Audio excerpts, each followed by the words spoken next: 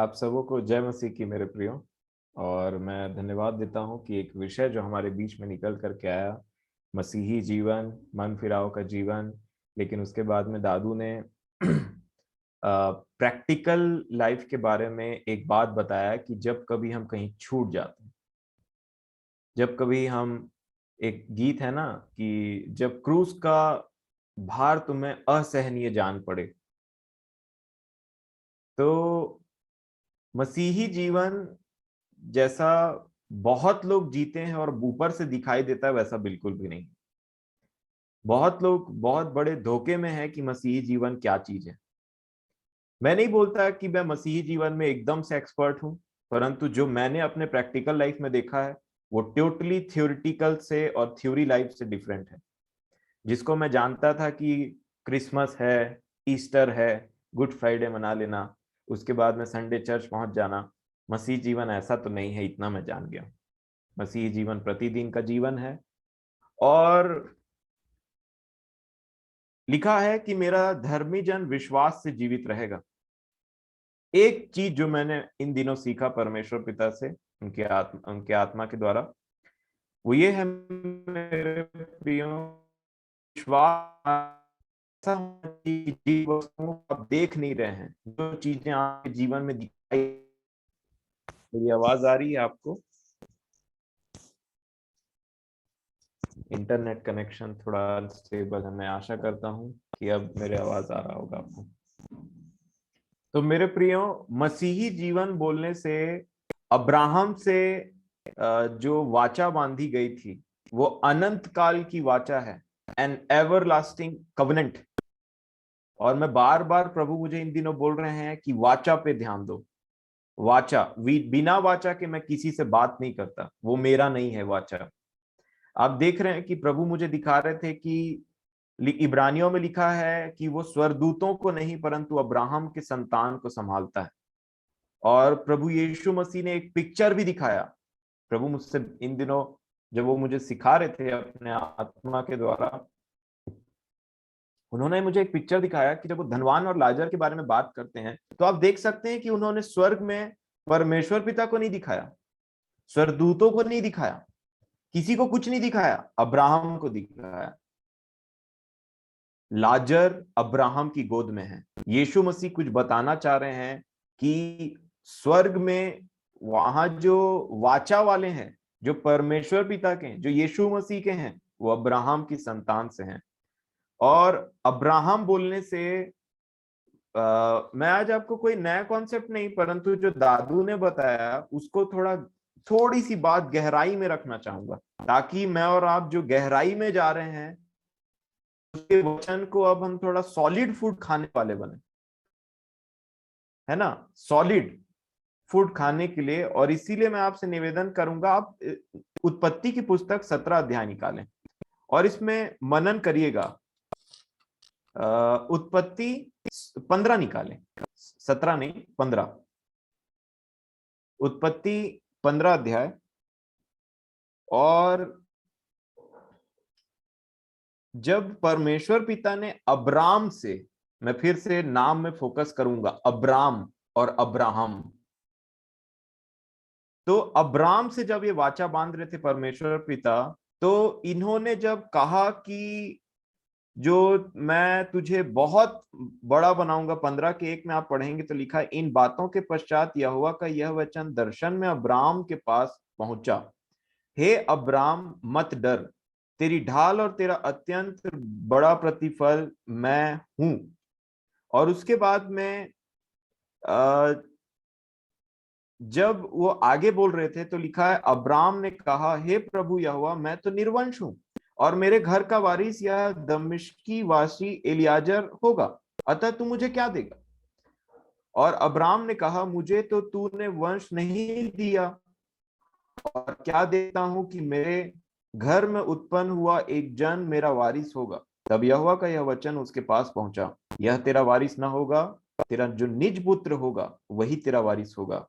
सबसे पहली बात मैं आपको बोलना चाहूंगा मेरे प्रिय, मसीही जीवन टोटली परमेश्वर पिता के ऊपर डिपेंडेंट होने वाला जीवन, टोटली फेथ के द्वारा जिया जाता है। क्योंकि इजरायली, जो नाम के इजरायली कहलाते थे, उनको ये बातें क्यों नहीं समझ में आई? क्यों नहीं उनको ये सब परमेश्वर पिता समझ में आया? क्योंकि उन्होंने अपने कर्मों के द्वारा उसको खोजने की कोशिश किया था। ये बाइबल में लिखा हुआ है।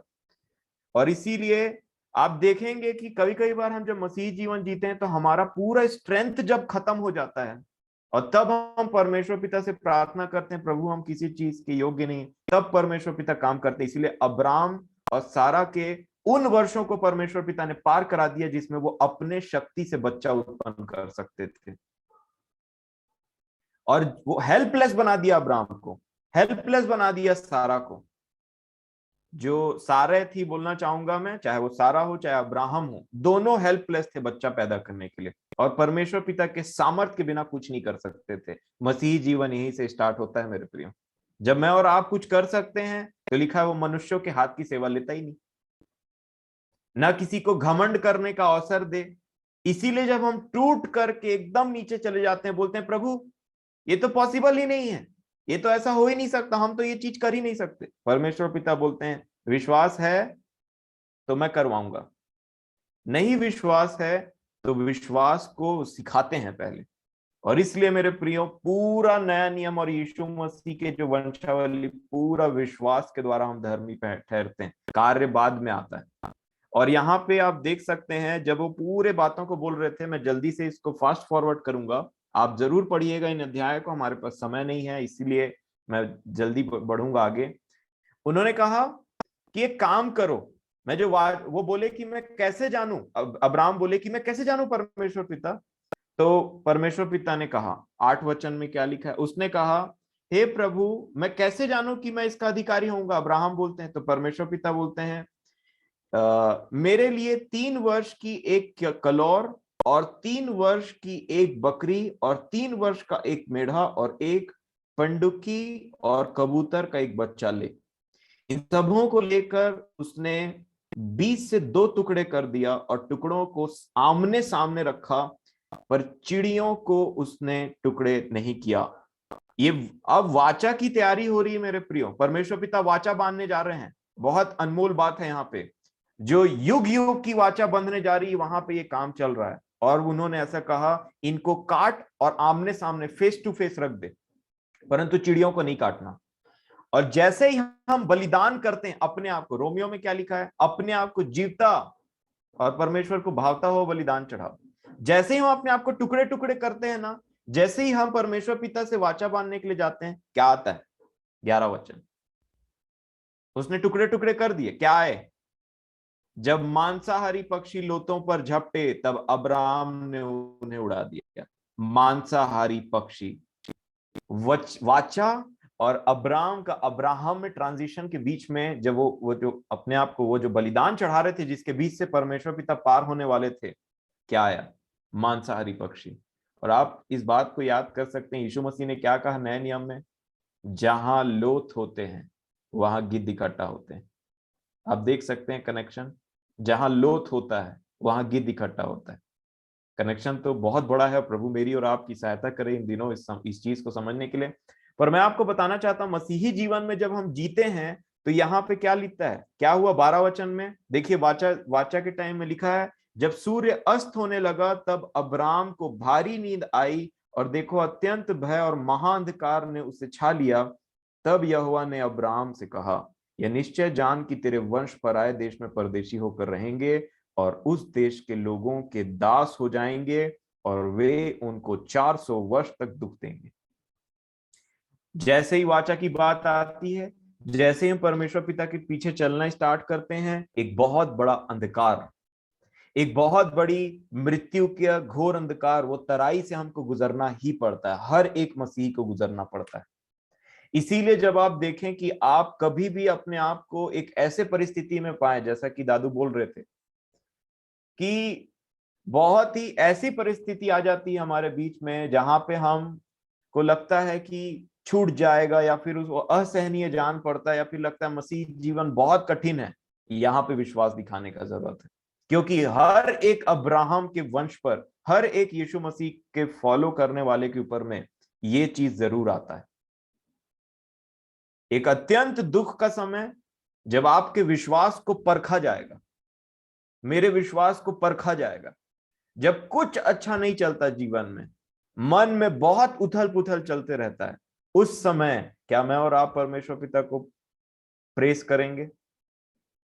उस समय क्या आप ये चीज जानने के लिए तैयार हैं कि अब यीशु मसीह के लिए क्या लिखा है? मत्ती की पुस्तक कैसे स्टार्ट होता है?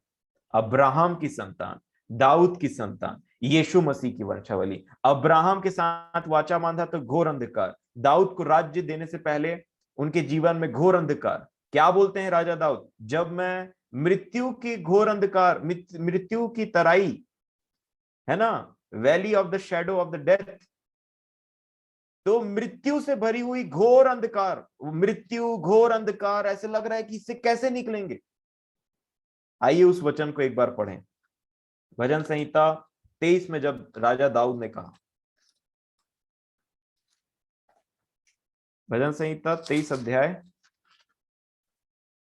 और उसका 4 वचन, चाहे मैं घोर अंधकार से भरी हुई तराई में होकर चलूं, शैडो ऑफ डेथ लिखा है, मृत्यु जैसा उस दिन हमको, चाहे मैं घोर अंधकार से भरी हुई तराई में होकर चलूं तो भी हानि से न डरूंगा क्योंकि तू मेरे साथ रहता है। जब बहुत सारी विपत्तियां आती हैं हमारे जीवन में, जब बहुत सारे, देखिए आजकल का मसीही जीवन माइंड गेम है, और जब आप मन फिराएंगे, बोलने में मन फिराओ बहुत आसान लगता है, मन फिरा लो स्वर्ग का राज निकट है, जैसा दादू बता रहे थे, है ना, बोलने में आसान है, लेकिन जब आप प्रैक्टिकल फील्ड में उतरते हैं तो आपका विरोधी मांस और लहू नहीं है, मेरा विरोधी मांस और लहू नहीं मेरे प्रियो, लेकिन हमारे जो साथ है वो उससे बड़ा है, जो हमारी ओर जो है वो उससे बड़ा है और ताकतवर है, उसने उसको बनाया है और उस पर अधिकार रखता है, अथॉरिटी रखता है। लेकिन एक बात तो हमको समझना पड़ेगा, चाहे अब्राहम हो, लिखा है घोर अंधकार ने अब्राहम को छा लिया, उसके बीच में से परमेश्वर पिता का टॉर्च आया, रोशनी आई, क्योंकि अब्राहम को पता था कि परमेश्वर मेरे साथ है। दाऊद बोलते हैं कि चाहे मैं मृत्यु से भरी हुई घोर अंधकार की तराई से भी क्यों ना गुजरूं, तो भी मैं नहीं डरने वाला क्योंकि तू मेरे साथ में है। ये धर्मी जन विश्वास से जीवित रहेगा, ऐसा हमको धर्मी जन बनना है मेरे प्रियो। और उन सारी बातों को डिनाई करते हुए हमको आगे बढ़ना है क्योंकि परमेश्वर मेरे और आपके साथ में है। भजन संहिता 145 के 14 अध्याय को, 14 वचन को हम पढ़ेंगे। मैं तो समझता हूं कि इतने दिन से हमारी जूम मीटिंग चल रही, हमको तो आनंद और जोश से भरते चले जाना चाहिए, और हर दिन वैसा जोश हमारे और उमंग हमारे अंदर में रहना चाहिए। ऐसा नहीं है कि हम यहाँ पे कोई धर्म के काम करने के लिए आते हैं, कोई रिचुअल पूरा करने आते हैं। यहाँ स्वर्ग और पृथ्वी का मालिक हमारे बीच में है और वैसा व्यवहार हमको उसके हिसाब से यहाँ बैठना चाहिए, बड़े आनंद के साथ में और बड़े ही याव के साथ में कि प्रभु हमारे साथ है। 114 के 14 में ऐसा लिखा है, 145 के 14 में ऐसा लिखा है, क्षमा करेंगे, भजन संहिता 145 का 14 में, यहोवा सब गिरते हुओं को संभालता है और सब झुके हुओं को सीधा खड़ा करता है। परमेश्वर हमारे साथ है, ये वचन हमको इसीलिए दिए गए हैं। और यहाँ पे अगर आप भजन संहिता 94 पढ़ेंगे और यहाँ पे 14 में पढ़ेंगे, 94 का 14 लिखा है, क्योंकि यहोवा अपनी प्रजा को न तजेगा, वह अपने निज भाग को न छोड़ेगा। ऐसा और मेरा विश्वास होना चाहिए, चाहे कितने भी विषम परिस्थिति में मैं और आप क्यों ना गुजर रहे हो, परमेश्वर पिता यही चाहते हैं कि हम वहां पे भी ललकार दें परमेश्वर पिता का नाम। याद रखिए, जब आपको स्तुति करते न बने, प्रेस करते ना बने, परमेश्वर पिता को महिमा देते के लिए ना हो इच्छा, उतना टाइम परमेश्वर पिता से सामर्थ मांगिए और बोलिए, मैं नहीं, पवित्र आत्मा आप मेरे अंदर से होकर के प्रभु यीशु मसीह और परमेश्वर पिता की महिमा करेंगे। हाँ मेरे प्रियो, इस समय नहीं रहा अब हमारे लिए कि वही वही चीजों को बार बार उसमें पढ़ते रहे। मैं समझता हूं उन चीजों को कि घोर अंधकार हमारे पर छाता है, लेकिन वो हमारे टेस्टिंग के लिए आया है, टेस्टिंग के लिए आया है।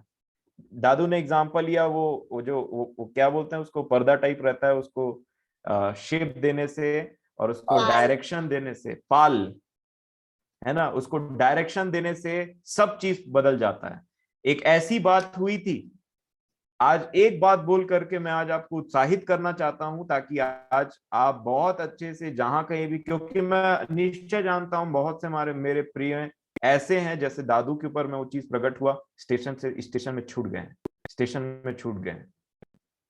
लेकिन प्रभु आज मेरे और आपके साथ है, क्योंकि मैंने जब गोलियत के विषय में आपको बताया था, या तो उतना टाइम कई लोग गोलियत वाले सिचुएशन से जूझ रहे थे, और या तो फिर वो बात इसलिए मेरे आपके पास में पहुंचा था क्योंकि आने वाला सिचुएशन वैसे था। और परमेश्वर पिता हमेशा अब्राहम के संतानों के ऊपर में आने वाली चीजों को प्रकट करते हैं, क्योंकि पवित्र आत्मा का ये काम है। अगर आप उत्पत्ति का पुस्तक फिर से निकालेंगे तो यहाँ पे देखिए कि क्या लिखा है। और यीशु मसीह का मैं एक आज जो प्रभु ने मुझ पर प्रकट किया, एक थोड़े से कम शब्दों में एक बात को रखना चाहूंगा ताकि आप इससे उत्साहित होंगे। अगर आप उत्पत्ति और 26 अध्याय, उत्पत्ति 26 अध्याय देखिएगा, बहुत सुंदर लिंक है पुराने नियम और नए नियम में, और प्रभु ने हमारे लिए आज बहुत कुछ रखा हुआ है। उत्पत्ति 26 अध्याय के एक वचन में ऐसा लिखा है, उस देश में अकाल पड़ा, उस देश में अकाल पड़ा। यह उस पहले अकाल से अलग था जो अब्राहम के दिनों में पड़ा था। अब इस अकाल में कौन है? इजहाक है। इस अकाल में कौन है मेरे प्रियो? इजहाक पड़ा हुआ है। और अकाल आया किस लिए? अकाल यूजुअली क्यों आता है? ये बहुत गहरा विषय है। यीशु मसीह ने कहा अंतिम दिनों में अकाल होंगे, लेकिन अकाल कुछ लोगों के लिए होंगे जो उनकी हानि के लिए होंगे, लेकिन वही अकाल परमेश्वर पिता मेरे और आपके लिए बहुत ही ज्यादा फ्रूटफुल करने वाले हैं। कभी नहीं पढ़ेंगे आप जहां यहाँ पे लिखा है इजहाक के लिए। आज मैं समझता हूं आज आपको ये चीज बहुत ही एनकरेज करना चाहिए। देखिए लिखा है इजहाक के टाइम में अकाल आया मेरे प्रिय, और अब्राहम के अकाल से अलग था, लेकिन उस अकाल में बहुत ही अद्भुत घटना घटी। उसको पढ़ेंगे आप 12 वचन। इस अकाल के बीच में परमेश्वर पिता ने इजहाक के साथ में कैसा बर्ताव किया? लिखा है फिर इजहाक ने उस देश में जोता बोया जहां अकाल है। जिस देश में अकाल है उस देश में अब्राहम क्या कर रहे हैं? जोता बोया, और उसी वर्ष में 100 गुना फल लाया, और यहोवा ने उसको आशीष दी। अकाल में 100 गुना फल, अकाल में 100 गुना फल। आप इसको समझना चाहते हैं कि ये क्या चीज है? परमेश्वर पिता ने ये जो व्यक्ति है कैन, इसको एक श्राप दिया था और भूमि को श्राप दिया था। क्या लिखा? उत्पत्ति 4 और 11 में बाप और बेटे दोनों को श्राप मिला है मेरे प्रियो। इस मनुष्य जो मिट्टी का शरीर है ना, इसको श्राप दिया गया है, और जो पृथ्वी है इसको भी श्राप दिया गया है। आज आप एक बेहतरीन चीज को सीख करके जाएं मेरे प्रभु से, यही व्यक्ति। उत्पत्ति 3 के 17 को, और मैं दोनों को कंपेयर करूंगा कैसे भूमि मनुष्य के चलते और मनुष्य भूमि के चलते श्रापित है। लिखा क्या है? उत्पत्ति 3 का 17, और आदम ने उससे कहा, और आदम से उसने कहा, मतलब परमेश्वर पिता जब बात कर रहे हैं तो क्या कहा? तूने जो अपनी पत्नी की बात सुनी और जिस वृक्ष के फल के विषय मैंने तुझे आज्ञा दी थी कि तू उसे ना खाना, उसको तूने खाया है, इसलिए भूमि तेरे कारण शापित है। भूमि तेरे कारण शापित है। ये लैंड जो है तेरे कारण शापित है। आदम के कारण भूमि श्रापित हो गई। अब दूसरा क्या किया? यहां पे कैन को क्या श्राप मिल गया? क्योंकि ये दुष्ट से था, ऐसा लिखा है। 4 के 11 में क्या लिखा? 10 से मैं पढ़ूंगा, आपको समझ में आ जाएगा। इसने हाबिल का हत्या किया था, उसके बाद परमेश्वर पिता आके क्या बोलते हैं? उसने कहा तूने क्या किया है? तेरे भाई का लहू भूमि से मेरी ओर चिल्लाकर मेरी दुहाई दे रहा है, इसलिए अब भूमि जिसने तेरे भाई का लहू तेरे हाथ से पीने के लिए अपना मुंह खोला है, उसकी ओर से तू शापित है। वहां बाप के वजह से भूमि श्रापित, यहां बेटे के वजह से, यहां भूमि के वजह से बेटा श्रापित। आप देख सकते हैं। और जो श्रापित है वो 100% कैसे उपजा सकता है? वो 100% कैसे उपजा सकता है? तो इजहाक को 100% कैसे उपज मिल गया? आप देखिए यहां पे क्या लिखा है 12 वचन में। यहीं पे परमेश्वर पिता ने कहा कैन से, चाहे तू भूमि पर खेती करे तो भी उसकी पूरी उपज फिर तुझे ना मिलेगी। पूरी उपज नहीं पाएगा, 100% नहीं पा सकता। परंतु यहां पे क्या लिखा? इजहाक के लिए 100 गुना फल आया। मैं आशा करता हूं आप मेरी बात समझ रहे हैं। आप इस चीजों को समझ पा रहे हैं? इंटरेस्टेड हैं आप तो बोलने में इच्छा ज्यादा अच्छा लगता है, नहीं तो कभी कभी चुप रहना मैं ज्यादा जरूरी समझता हूं। देखिए, मनुष्य आदम के कारण भूमि और भूमि के कारण कैन, दोनों एक दूसरे के चलते श्रापित हो गए। और लिखा है तू चाहे जो कर ले, इसमें 100% उपज कभी नहीं ला सकता। लेकिन जब अब्राहम आए और अब्राहम की संतान इसहाक आए तो लिखा है परमेश्वर ने आशीष दिया। और क्या लिखा उसके बाद में? 100 गुना फल लाया। कब लाया? फैमिन में, अकाल में लाया। अकाल में लाया। अंत के दिन कैसे हैं? अकाल। और मैं और आप 100 गुना फल ला सकते हैं इस श्रापित जगह में, क्योंकि क्या लिखा है गलातियों 3:13 में? और इसको आप जितना चाहें उतना बोलें और अपने आप को वचन बोलें और अपने आप को धाड़स दिया करें। गलाती 3:13 में पढ़ लेता हूं आपके लिए। लिखा है पर व्यवस्था का मसीह ने जो हमारे लिए शापित बना, वो श्राप जितना मिला था मसीह ने सब अपने ऊपर ले लिया। क्या लिखा है? फिर से, मसीह ने जो हमारे लिए शापित बना, हमें मोल लेकर व्यवस्था के शाप से छुड़ाया। क्योंकि लिखा है जो काट पर लटकाया जाता है वह श्रापित है। यह इसलिए हुआ कि अब्राहम की आशीष, किसकी आशीष? अब्राहम की आशीष मसीह यीशु में अन्य जातियों तक पहुंचे और हम विश्वास के द्वारा उस आत्मा को प्राप्त करें जिसकी प्रतिज्ञा हुई है। और इसलिए इस शापित जगह में जहां 100% उपज किसी को नहीं मिलता है, किसी को नहीं मिलता है, वैसे जगह में यीशु मसीह ने क्या कहा? मत्ती 13, हम पिछले दिनों पढ़ रहे थे वो भूमि के बारे में, भूमि के बारे में हम पढ़ रहे थे। हमको ऐसा भूमि बनाया, क्या लिखा है मत्ती 13:23 में मैं पढ़ता हूं, जो अच्छी भूमि में बोया गया वो यह है जो वचन को सुनकर समझता है। क्या ही धन्यवाद है जो परमेश्वर पिता ने हमारे ऊपर प्रकट किया है। लिखा है जो अच्छी भूमि में बोया गया वह वह है जो वचन को सुनकर समझता है और फल लाता है। और स्टार्ट कितना से किया? 90, 80 नहीं, 100 गुना, 60 गुना और फिर 30 गुना है। 100 गुना फल। और स्टार्टिंग कैसे होता है बाइबल? कभी उसका पूरा उपज तुझे ना मिलेगा। जो शरीर है उसको पूरा उपज नहीं मिलने वाला कभी, ये श्रापित है। परंतु मसीह ने हमको सारे श्रापों से निकाल कर हमें 100 गुना फल लाने के लिए हमें ये अवसर दिया है। नहीं तो 100 गुना वाली बात नहीं, 100 गुना सिर्फ इसहाक के लिए। और इसहाक बोलने से उसको कौन रिप्रेजेंट करता है नए नियम में? प्रभु यीशु मसीह, अब्राहम की संतान। इसीलिए मेरे प्रियो, ये जो अंधकार हमारे जीवन में आते हैं ना, उनमें डटे रहें। हर टाइम बोलें मैं मर भी जाऊं तो भी अपने परमेश्वर पर विश्वास करना नहीं छोड़ूंगा प्रभु यीशु मसीह से। हाँ, और इससे हम और ज्यादा एक हमारा जो लेवल है, कैटेगरी जो विश्वास का है, वो बढ़ते चले जाना चाहिए। नहीं तो वो लोग जो विश्वास से जीते ही नहीं है और विश्वास से उनका कोई लेना देना नहीं है, मैं समझता हूं मसीही जीवन को हमने कभी समझा ही नहीं। और इसीलिए प्रभु मेरे और आपके साथ है।